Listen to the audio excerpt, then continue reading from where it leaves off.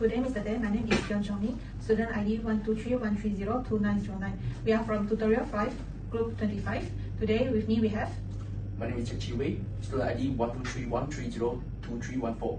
I'm Henry Wong, student ID 122-11-00199. My name is Xavier. My student ID is 12211-00214. My name is Yi Jun and my student ID number is 12211000354. So both parties are going to debate on the case of Kamaruzaman bin Omar and Yaqub bin Hussein. Public Bank and T. Sivam. So before we start, let me state the brief facts. So the first case is Kamaruzaman and Yaqub. The deceased owned 1/3 of the share of the lands in Sepang and died without children. 43 years later, the first to fourth respondents falsely claimed to be her beneficiaries, obtained a distribution order and sold the land to the fifth and sixth respondent. The federal court held that the first to fourth respondent were outright imposters who never had any title to pass. The fifth and sixth respondent were therefore immediate purchaser, and since a bona fide immediate purchaser is not protected under the proviso to section 340 sub 3, their shares were cancelled and restored to the deceased estate.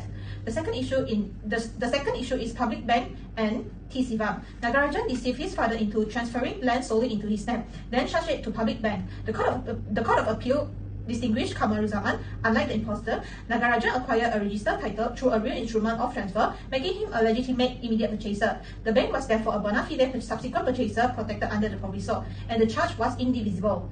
So both cases involve fraud, but their key distinction lies in whether the fraudster can be treated as an immediate purchaser. This brings us to our two debate questions. First, in transactions tainted by fraud, should a fraudster be deemed an immediate purchaser? Second, should single or double bona fide apply? In other words, does good faith from the subsequent purchaser alone suffice, or must every party in the chain, including the immediate purchaser, also be bona fide? Good day, everyone. This is a critical issue because, as seen in Kamaruzaman's case, at paragraph 46, whenever a title is challenged under section 340, the court must first determine whether the holder is an immediate or subsequent purchaser. This is important because only a subsequent bona fide purchaser may rely on the proviso under section 340 sub 3. It is our position that a fraudster can never be treated as an immediate purchaser. In Kamaruzaman at paragraph 43, Jeffrey Tan, Federal Court Judge, described the first to fourth respondents as imposter because they falsely claimed to be beneficiaries of the deceased estate. They had no lawful entitlement at all. To classify them as immediate purchasers would wrongly extend protection to those who obtain title through fraud.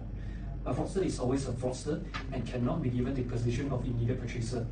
While section 340 sub 3 protects a subsequent bona fide purchaser for value, that protection only exists where there is a legitimate chain of titles. Where the root of title is founded on fraud, the chain is invalid from the beginning.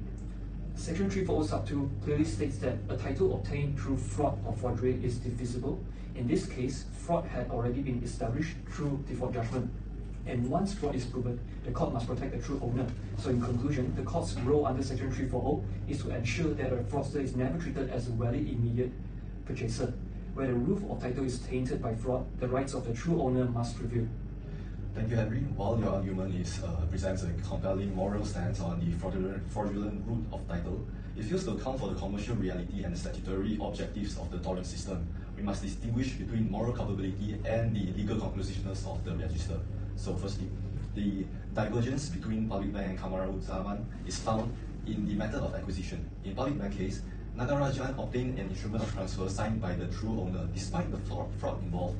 The physical instrument allowed him to be registered as the proprietor. This registration provided a crucial link in the chain. When Public Bank registered its charge, it transacted not with a shadow but with a legally recognized proprietor on record. So, this activates the proviso of section 340 sub 3, while Nagarajan's title was indeed divisible under section 340 sub 2 due to his fraud. The bank's interest as a subsequent bona fide purchaser for value remains protected. This is the essence of deferred indivisibility. The bank is entitled, pursuant to section 89, to rely on the conclusiveness of the land office records. So ultimately, the law strikes a pragmatic balance. It allows the true owner to track down the immediate transferor, which is a fraudster, but it halts the power in the moment an innocent third-party registers an interest. To hold otherwise would undermine the certainty of land ownership and render section 340 sub 3 to be functionally obsolete for all legitimate commercial transactions, and the register must be the beginning and end of all inquiries. With respect to my learned friend Yi Jun, I have to disagree with your position. a tainted registered proprietor cannot be treated as an immediate purchaser, and that the subsequent purchaser cannot simply step into the position of immediate purchaser in his absence. This misinterprets Section 340 and the principle of deferred indivisibility established in Kamaru Zaman. The key principle here is the double bona fide requirement. For the proviso to Section 340 sub 3 to apply, both the immediate purchaser and the subsequent purchaser must be bona fide purchasers for value and free from fraud or defects under Section 340 sub 2. Both parties in the chain must be innocent purchasers. This requirement is important because even if the subsequent purchaser is innocent, they still cannot rely on the proviso if the earlier purchaser had a defective title. When the title was obtained through fraud or forgery, there is no genuine immediate purchaser but only a fraudster with no valid title to transfer. This is exactly what happened in Kamaru Zaman. Since there was no bona fide immediate purchaser before them, the chain required under the proviso did not exist. The double bona fide requirement was therefore not satisfied, and the protection under Section 340 sub 3 could not apply. This rule is important because it prevents fraudster from turning a fraudulent title into an indivisible one simply by transferring the land to an innocent purchaser. It ensures that indivisibility only arises from genuine and lawful transactions. So in conclusion, the proviso to Section 340 sub 3 only protects a bona fide subsequent purchaser who acquires from a bona fide immediate purchaser. If any part of the chain is tainted by fraud, the proviso cannot apply and the true owner's title must prevail.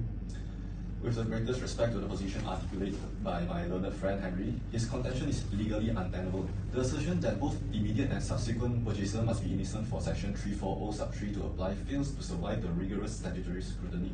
It presumes a requirement that the law does not demand. So, consider the architecture of the National Land Code. If an immediate purchaser acquires title in good faith and for valuable consideration under Section 340 sub 1, their title is immediately indivisible. In this scenario, the purchaser is immune to the vitiating defects listed in Section 340 sub 2. Consequently, Section 340 sub 3, which specifically provides a gateway to cure titles rendered divisible by fraud or forgery, becomes entirely redundant. However tainted, that registration created a legal breach necessary for a subsequent party to rely upon the register.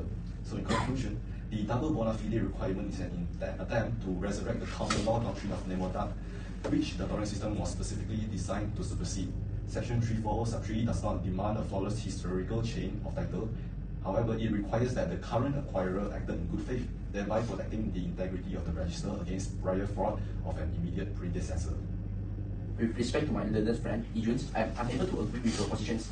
In the case of Lee Seok Ching and Eden Spiritis in the Bahad, the plaintiff Lee Seok Ching was the true owner of a piece of land in Klang. Fraudster impersonated her, forged her signature, and falsely claimed that the original land title was lost. Using the false statutory declarations and fact documents, they obtained a replacement title and transferred the land to the Eden Spiritis in the Bahad. The plaintiff never agreed to sell the land and never signed the transactions document. She only discovered the frauds when the land was advertised for sale. The High Court found that the entire transaction was tainted by the fraud, forgery, and void instrument under Section 340 sub 2b of National Land Code. This case clearly supports the principle of Kamaru Zaman because the facts between both cases are similar. In the case of Lee Seok Ching, High Court also reached the same judgment as mentioned under Kamaru Zaman in the federal court. Lee Seok Ching also implied double bona fide can ensure every transaction is fair to the purchaser and vendor, especially for the true proprietor.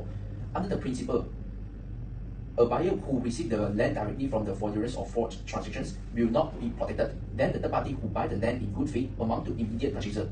Immediate purchaser will not protected because the law only protected the subsequent purchaser.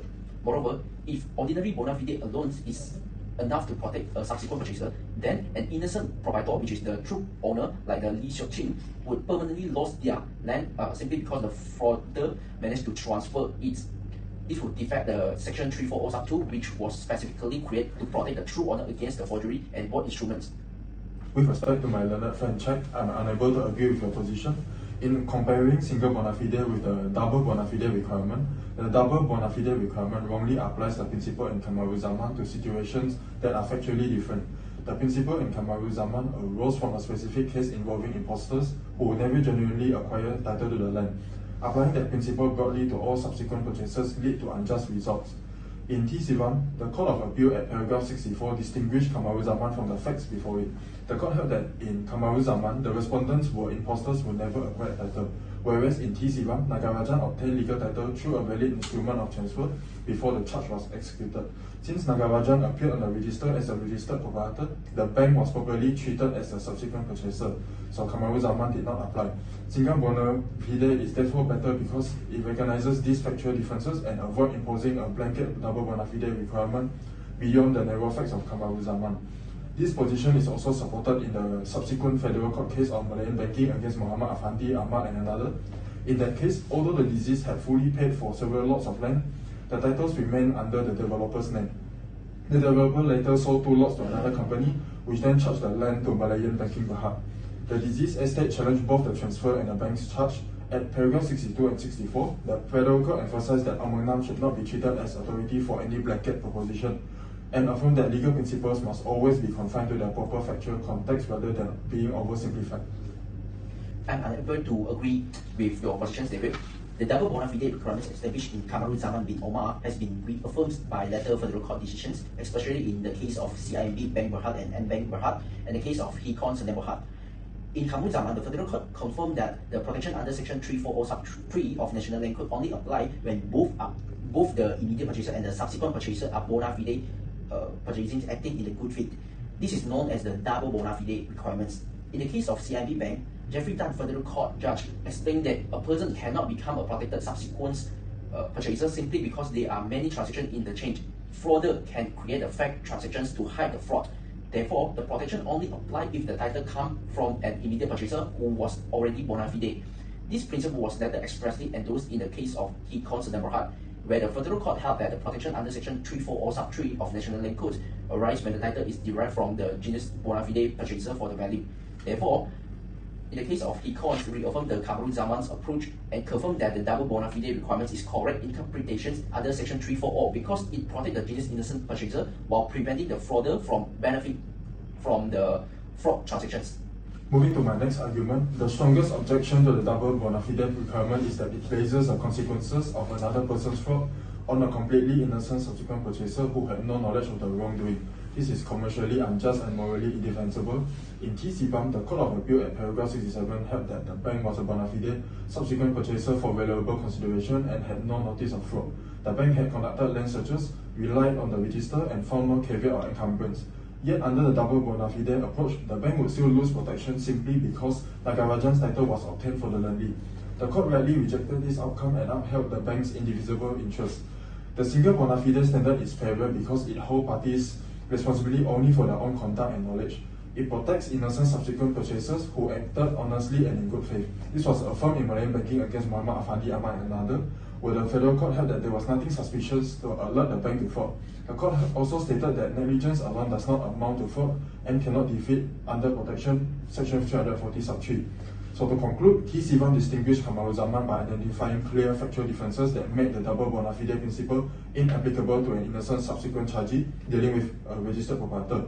Instead, the court protected the subsequent purchaser on single bona fide grounds as illustrated in the Malayan Banking. Although it did not expressly discuss Kamaru Zaman, its reasoning limits the double bona fide principle to cases involving imposters or clear red flags of fraud, while confirming that in ordinary transaction, a subsequent purchaser's own good faith is sufficient. That is the correct position in law. Thank you to all my learned friends for your insightful arguments today. So we have debated two interrelated issues, whether a fraudster can be deemed as immediate purchaser and whether a single or bona fide requirement governs protections under proviso to Section 340 sub 3. So Henry and Chad, relying on Kamaru Zaman, Lee Seok Ching, CIMB Bank, argued that a fraudster can never be an immediate purchaser and that the double bona fide requirement must be satisfied before the proviso can apply.